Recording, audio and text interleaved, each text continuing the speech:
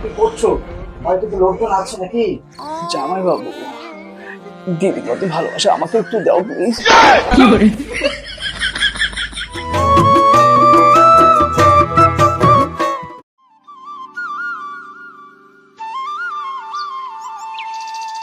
মা, মা গো, আমার ছোট মেয়ের ঘরে একটা জোড়া লক্ষ্মী গণেশ দাও মা।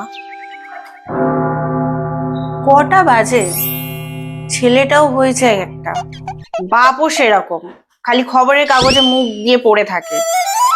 মা গো, মা দেখো, মা দেখো।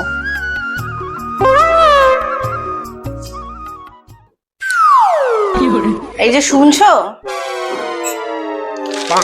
কটা বাজে? মেয়ে জামাইদের আসার সময় হয়ে গেল, আজকে তো ষষ্ঠী, মনে আছে? বাজার দোকান হয়েছে? হ্যাঁ করেছি তো। সব ঠিকঠাক এনেছো? হ্যাঁ হ্যাঁ সব ঠিকঠাকই এনেছি। তোমার এই ষষ্ঠী করতে গিয়ে আমার ষষ্ঠী পুজো হয়ে গেল।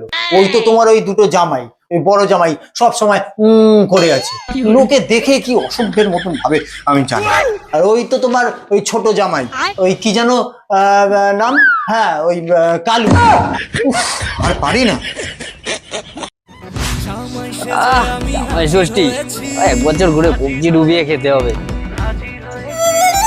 কি গো, হলো তোমার? আরে শোল এনেছি, টাটকা শোল, ঝোল হবে। ওয়েদারটাও খারাপ, কি হলো তাড়াতাড়ি করো।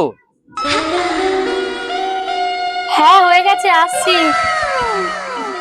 রান্না বান্না করেই জীবনটা শেষ হয়ে গেল। কতদিন পর ওই বাড়ি যাচ্ছি, কি মজা হচ্ছে।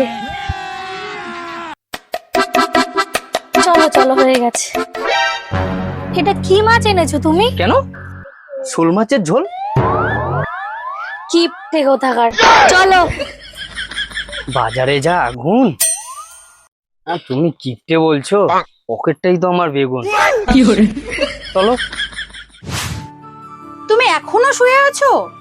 ওঠো, রেডি হও। ওই বাড়ি কি খাওয়া দাওয়া হয়ে গেলে বাসন মাজতে যাবে?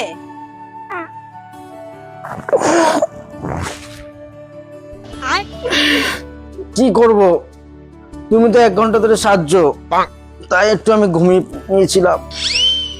এই, তোমাকে কতবার বলেছি তোমার এই বদ অভ্যেসটা চেঞ্জ করো।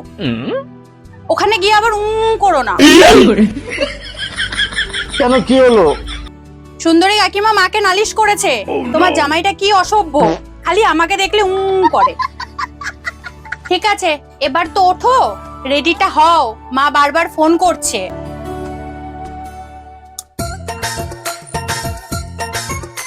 কি হলো তোমার? দেখো তো আমাকে কেমন লাগছে। ভালো লাগছে। আসো।